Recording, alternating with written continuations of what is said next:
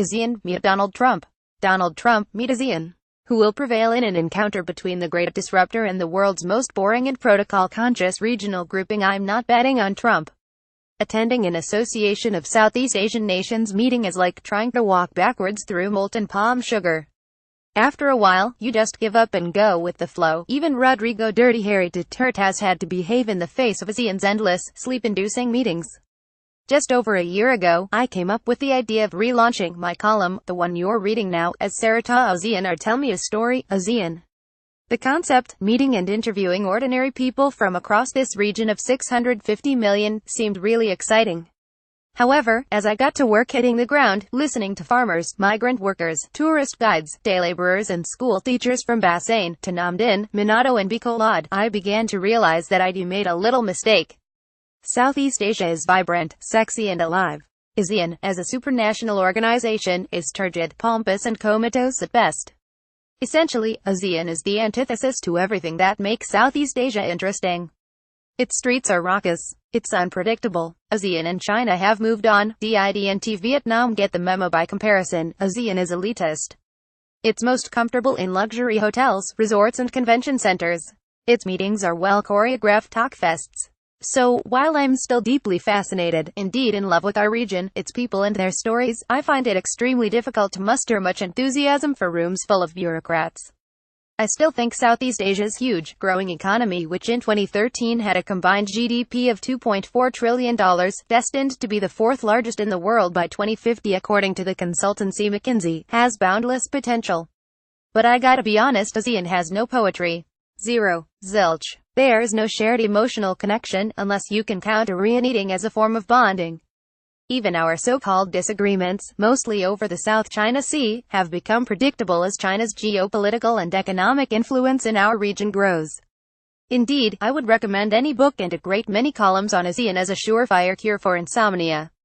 More seriously, Asean has not really helped to provide the infrastructure as well as jobs that many of its 650 million people desperately need.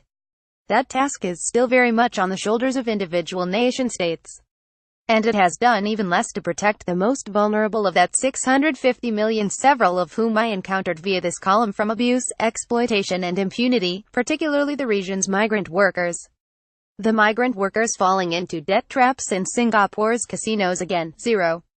This is why I can't conjure up any excitement for the upcoming gathering in Manila, even though it's the 50th anniversary and Trump is apparently staying for the whole event. Yawn. Given what snorefests these Asean meetings are, one has a feeling he will regret his last-minute decision to attend the East Asia Summit, where he along with Asian leaders will meet their Asean counterparts. Quite frankly, it really doesn't matter, in the grand scheme of things, whether he's there or not. Foreign policy pundits will argue that his attendance is to reassure the region that America isn't retreating from the Asia-Pacific the world, but is this really the case? The barometer of American and, for that matter, Chinese power and influence in the region is hardly dependent on whether its leaders attend a boring round of speeches as well as an awkward family photo in the host nation's traditional garb. People cry, but it's the optics. Trust me, this is one case where optics really does not matter, at least in the long run. Perhaps it's time we stop believing that our region's peace, prosperity and reputation is at stake at every summit. China casts long shadow as Donald Trump seeks to strengthen ties with Vietnam and Philippines, but maybe I am being too hard on Asean. It did, after all, achieve its purpose of keeping Southeast Asia relatively peaceful and neutral in the decades since its formation via the 1967 Bangkok Declaration.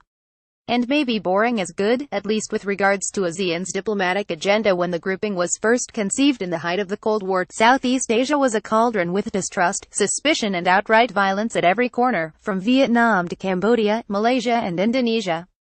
Asean provided a neutral platform to bring states together, to build trust and familiarity.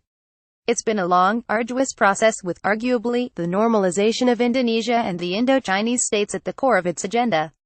The sheer, grinding tedium and rigidity of the Asean process, the communiques and set-piece speeches, exhausts all our leaders to such an extent that they often don't have the energy or interest to scheme and plot against one another.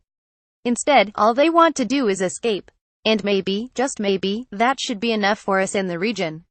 We can, and certainly should, focus on building business to business, media to media and people to people ties regardless of what happens in Asean. Regional integration, especially in Southeast Asia, must be driven from the ground up. So Donald, don't even try to be too clever. Asean is structured and crafted to defeat and subsume grandstanding and point scoring. Grab a durian and head for the corner seat.